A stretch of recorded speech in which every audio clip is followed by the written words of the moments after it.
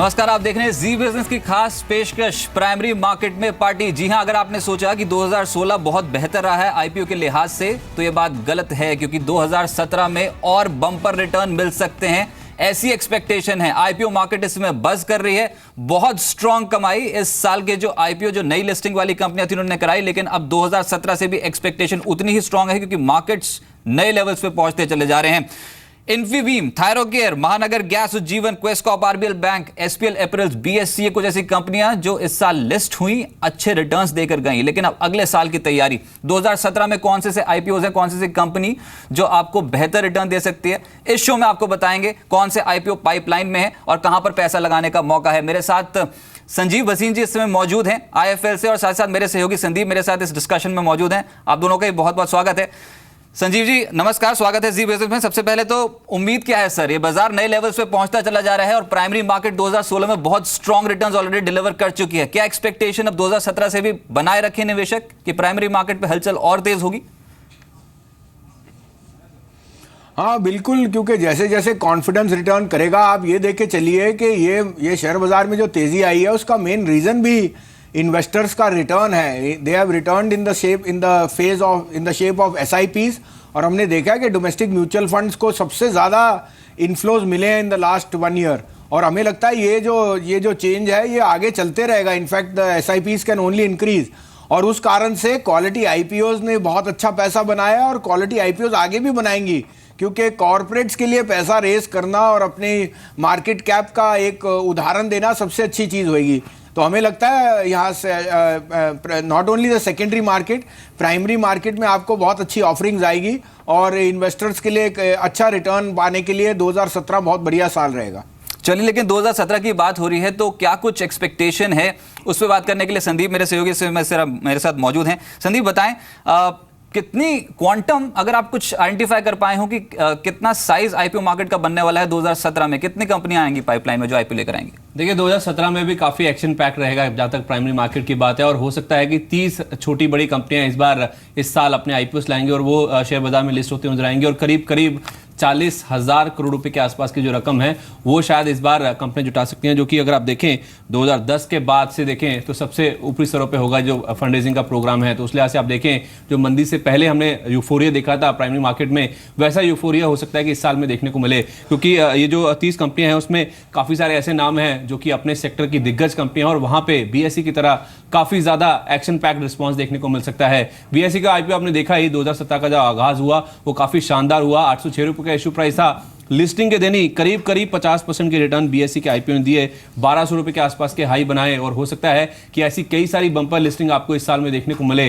तो अगर आप प्राइमरी मार्केट में पैसा लगाना चाहते हैं, निवेशक हैं, और प्राइमरी मार्केट से ही आपको ज्यादा इंटरेस्ट आता है, तो हो सकता है कि ये साल आपके नाम रहे, और क्योंकि बम्पर कमाई के लिए आपके पास काफी सारे ऐसे मौके हैं, और कुछ नाम जिन पे आपको नजर रखनी है उसमें डीमार्ट सबसे पहला नाम है। इसके अलावा एनएससी, इसके आईपीओ आ सकते हैं। एनएससी की करीब 10,000 करोड़ रुपए के आसपास की योजना है आप इस आईपीओ के जरिए पैसा जुटाने की। इसके अलावा यूटीआई म्यूचुअल फंड, एस चांद जैसी कंपनियां, हिंदुजा लेलैंड फाइनेंस, ये कुछ ऐसे मेजर नाम हैं जो कि इस साल हो सकता है कि आईपीओ मार्केट में अपनी किस्मत आजमाते हुए दिखेंगे, और यहां पे पैसा बनने का जो मौका है वो काफी शानदार देखने को मिलेगा। तो हो सकता है कि मंदी से पहले का जो दौर था, जो यूफोरिया था, वो इस बार फिर से प्राइमरी मार्केट में लौटे, और निवेशकों के लिए भी कमाई करने के बेहतरीन मौके होंगे इस साल में। चलिए, यानी 2014 तक आईपीओ मार्केट का एकदम से परफॉर्मेंस जो था फीका पड़ रहा था, 2014 के बाद रफ्तार काफी तेज देखने को मिली है, और पिछले 3 साल का ट्रैक रिकॉर्ड बता रहा है कि बहुत कंपनियां ऐसी हैं जिन्होंने प्राइमरी मार्केट को दस्तक दी और वहां से पैसा जुटाया है। लेकिन इस साल एक बड़ा इवेंट हुआ जिनके कारण कंपनियां रुक गई आईपीओ मार्केट पे आते आते, उन्होंने अपने इश्यूज टाले।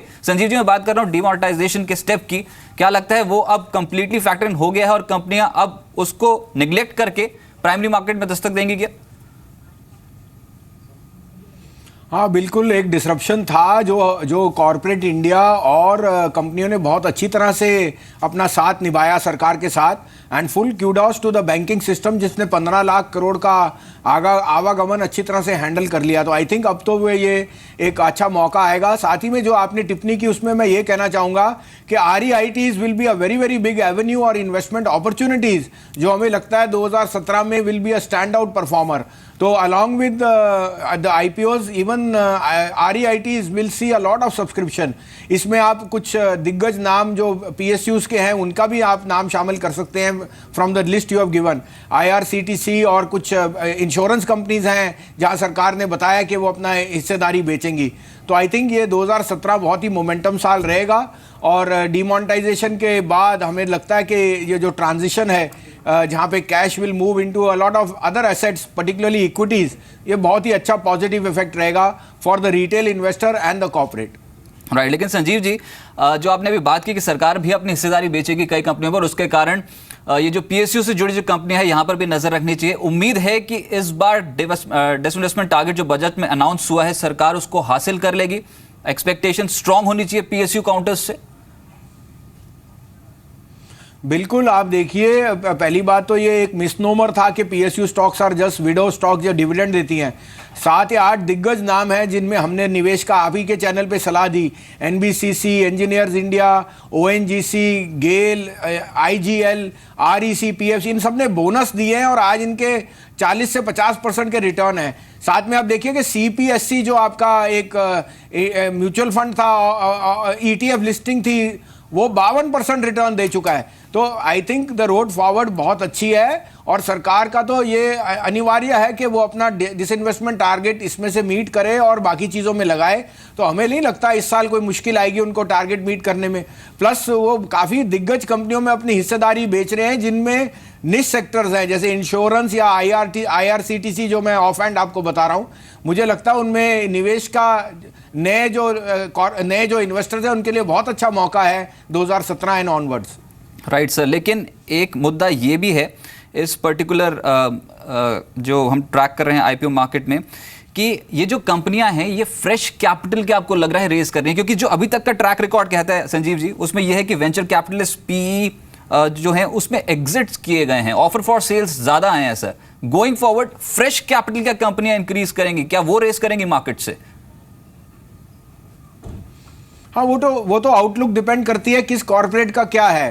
अब जो प्राइवेट इक्विटी इन्वेस्टर्स हैं उन्होंने भी 8-8, 10-10 साल इनमें निवेश करके जेस्टेशन पीरियड देखा है. तो I think it is the right कि वो अब यहाँ से एग्जिट करें और आगे के लिए अपनी निवेश को करें और अगर उसमें नफ़ा है तो they have to encash that. लेकिन वो शेयर होल्डर को तो ये देखना है कि आगे जाते हुए उस बिजनेस की क्या वैल्यूएशन है और उसका आगे जाते हुए मॉडल क्या है. तो उदाहरण के लिए अगर आपने कोई भी जो आपका माइक्रो फाइनेंस कंपनी है उसमें निवेश किया जैसे उज्जीवन या इक्विटास, तो आपने बहुत अच्छे रिटर्न पाए. अब उसमें जो इनिशियल इन्वेस्टर था उसने तो एग्जिट ले लिया. और उसी तरह से आपके इंश्योरेंस आर्म्स है, चाहे वो ICICI प्रू है या मैक्स फाइनेंशियल है, the original investor has exerted but the new investor has gained at that expense. तो आई थिंक ये चलते रहेगा. और जैसे आपने नई कंपनी कही जो फ्रेश कैपिटल रेज कर रही हैं, वो देखना पड़ेगा उनका बिजनेस मॉडल क्या है, क्या डेट है, किस लिए वो पैसा रेज किया जा रहा है, and all the other necessary guidelines which you have to go through as in identifying कि ये क्या इसका लक्ष्य है. तो ये इन्वेस्टर्स को थोड़ा अपने रिसर्च करनी पड़ेगी और उसके बाद ही निवेश करना पड़ेगा. लेकिन सर एक डर है मार्केट पे. देखिए मार्केट बहुत स्ट्रांगली तरीके से बढ़ चुके हैं. पिछले कुछ महीनों का ट्रैक रिकॉर्ड देखें तो Bank of America Merrill Lynch की भी एक रिपोर्ट आई है, उनके आधार पर भी ये एक यूफोरिया है जो मार्केट्स पे एकदम से क्रिएट हो गया है. तो ऐसे में अगर किसी नई कंपनी में निवेशक पैसा लगा लेता है जो अभी रिसेंटली लिस्ट हुई है या फिर जो लिस्ट होने जा रही है उसमें पैसा लगाने का वो विचार बना लेता है, कितना सेफ होगा सर? इनफैक्ट वैसे भी मैं सेकेंडरी मार्केट को प्राइमरी मार्केट से लिंक करना चाहता हूँ. बहुत स्ट्रॉन्ग रिटर्न्स तो ऑलरेडी डिलीवर हो चुके हैं मार्केट से. क्या लगता है अभी भी तेजी जारी रहेगी क्या मार्केट्स पे? देखिए, जैसे आपने कहा सबसे अच्छा मौका था 7,900 पे जब डीमोनेटाइजेशन का डेवल आपने ओवरप्ले कर दिया. Fear was the dormant theme और उस समय फियर में अगर आप कभी भी खरीदारी करते हैं और नॉइस को इग्नोर करते हैं तो आप बहुत हैंडसम प्रॉफिट बनाते हैं. अब वो फियर ग्रीड की तरफ बढ़ रहा है क्योंकि अब सब ने मिस कर दी रैली, तो अब वो कोई ना कोई शेयर से क्या किसी तरह से भी इन्वेस्ट करना चाहते हैं. शॉर्ट टर्म में हो सकता है थोड़ा मार्केट ओवरबॉट है, लेकिन अगर आप 3 साल का नजरिया रखें तो यहाँ से एटलीस्ट 30% मार्केट बननी चाहिए. हम सोचते हैं 2019-2020 में ये निफ्टी 15 से 16 हज़ार तक होना चाहिए. तो छोटी अवधि में आपकी बात सही है कि हो सकता है निफ्टी काफ़ी बढ़ चुकी है, और बट हमें लगता है थोड़ा सा लंबा नज़रिया रखिए तो एसेट क्लासेस में equity will be an outperformer in the next 3 to 5 years। इस कारण से चाहे वो प्राइमरी हो या सेकेंडरी हो, आपको निवेश एक एसआईपी के द्वारा कीजिए या एक सिस्टमैटिक प्लान से, तो आप हमेशा ही फायदे में रहेंगे, क्योंकि you will catch the bottom and the top over a period of time. Sanjeev ji बने रहिए मेरे साथ अब प्रणव हल्दिया साहब मौजूद हैं, एमडी प्राइम डेटाबेस के। प्रणव जी, बहुत शुक्रिया अपना समय जी बिजनेस को देने के लिए। हम बात कर रहे हैं प्राइमरी मार्केट की, कैसे रिटर्न्स मिल सकते हैं, किस टाइप की कंपनियां आएंगी 2017 में जो दस्तक देंगी बाजार में, क्या एक्सपेक्टेशन है सर? क्या 2016 की परफॉर्मेंस फिर से रिपीट होगी या फिर आउट परफॉर्म करती हुई नजर आएगी प्राइमरी मार्केट? नहीं, तो 2016 आपने जैसे बताया, 2016-17 काफ़ी अच्छा रहा है प्राइमरी मार्केट के लिए। करीबन हमने देखा है 25,000 करोड़ रेज हुआ है इस साल। बट मैं एक पॉइंट इसमें बोलना चाहूँगा कि अगर आप देखें तो इस 25,000 करोड़ में पिछले 4 महीने अगर हम देखें तो कुल मिला के बस 3,000 करोड़ ही रेज हुआ है, और पहले 7 महीने में ही 22,000 हो गया था रेज। तो इन इफेक्ट मैं नवंबर से बात कर रहा हूँ, तो जब से डिमोनेटाइजेशन हुआ है थोड़ा हमें स्लो डाउन दिखा है आईपीओ मार्केट में। बट 2017 की अगर हम बात करें तो मेरी एक्सपेक्टेशन ये है कि 2016 से भी बढ़िया साल आना चाहिए। इसके कई कारण हैं। एक मेन कारण मेरे ख्याल से गवर्नमेंट का डाइवेस्टमेंट प्रोग्राम रहेगा। आपने अभी देखा है कि बजट में भी और उसके बाद भी जो अनाउंसमेंट्स आए हैं, उन्होंने एक इंटेंट अपना एक्सप्रेस किया है कि जितनी भी अनलिस्टेड प्रॉफिट मेकिंग सीपीएससीज हैं वो सारी की सारी लिस्ट हों। हमारे डेटाबेस के हिसाब से कुल मिला के ऐसी 105 कंपनियां हैं जो 3 ईयर प्रॉफिट मेकिंग है, सीपीएससीज हैं जो अभी अनलिस्टेड हैं। तो ये एक बहुत अच्छी पाइपलाइन दिख रही है जो आगे जाके लिस्ट हो सकती है।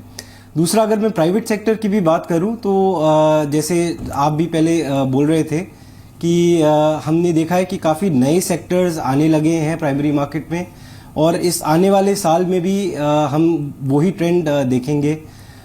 तो चाहे एक्सचेंजेस हों या डिपॉजिटरीज हों, एसेट मैनेजमेंट कंपनीज हो, इंश्योरेंस कंपनीज हो। इंश्योरेंस में हमने इस साल आईसीआईसीआई प्रूडेंशियल का तो देखा ही था, बट एक तो जो जनरल इंश्योरेंस कंपनीज है गवर्नमेंट की, और बाकी जो प्राइवेट इंश्योरेंस कंपनीज है उनके भी आईपीओज लाइकली हैं।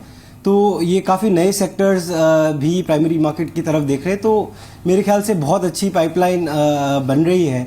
बल्कि अगर हम करंट के स्टैटिस्टिक्स भी देखें तो प्रेजेंटली करीबन 13 कंपनियां ऐसी हैं जिनके पास ऑलरेडी सेबी का अप्रूवल है, जो करीबन 8,000 करोड़ एक्सपेक्ट कर रही है रेज करना। और इसके अलावा 10 और कंपनी हैं जिन्होंने सेबी में अपना अप्रूवल के लिए फाइल कर रखा है। एंड अगर ये हिट करती है मार्केट तो हमारे डेटाबेस के हिसाब से करीबन 15,000 करोड़ वॉल्यूम आ सकती है इनसे। इनमें ऑफ कोर्स सबसे बड़ा एनएसई का आईपीओ होगा जिसका एस्टिमेटेड अमाउंट करीबन 10,000 करोड़ दिख रहा है। लेकिन प्रणव जी, अभी मैं संजीव जी से भी यही बात कर रहा था कि 80% कंपनियां तो ऐसी हैं जब आईपीओ लेके आई तो उसमें पी एग्जिट्स देखे गए। क्या कन्विक्शन है खुद प्रमोटर्स की, कंपनियों की कैपेसिटी एक्सपेंशन को लेकर, फ्रेश रकम जुटाने को लेकर? मैं ये बात कर रहा हूँ, ओएफएस की बात नहीं कर रहा, फ्रेश रकम जुटाने की बात कर रहा हूँ। 2017 में कुछ ऐसी कंपनियां आ सकती हैं क्या? जी, आपने एकदम सही बोला। ये मेरे ख्याल से एक वरीइंग ट्रेंड है कि जैसे अभी मैंने कहा कि 25,000 करोड़ तो रेज हुआ है आईपीओज में, और पिछले 6 साल में सबसे हाईएस्ट अमाउंट है। पर इसमें कितना अमाउंट फ्रेश कैपिटल के लिए रेज हुआ है? बहुत कम है। Most of the amount private equity और वेंचर कैपिटल जो इन्वेस्टर्स हैं उनके एग्जिट से रेज हुआ है। इसका एक और उदाहरण भी है, अगर हम क्यूआईपी मार्केट में देखें तो क्यूआईपी मार्केट में भी 2016-17 में कुल मिला के बस 5,000 करोड़ रेज हुआ है। तो अभी भी जो कंपनीज की तरफ से जो कॉन्फिडेंस आना चाहिए फ्रेश कैपिटल रेज करने का, to invest in newer capacities, newer projects, वो अभी देखने को नहीं मिल रहा है। एक्सपेक्टेशन यही है कि 2017 में as we are seeing things improving at a macro level, तो 2017 में आप देखेंगे कि कई कंपनीज फ्रेश कैपिटल रेज के लिए भी आएंगी। चलिए, इस नोट पे एक छोटे से ब्रेक ले रुक रहे हैं, कहीं मत जाइए, क्योंकि जब ब्रेक से लौटेंगे तो उसके बाद बात करेंगे कि मार्च में ही कौन से कंपनियां हैं जो प्राइमरी मार्केट में दस्तक देंगी और जो कैपिटल रेज कर सकती हैं।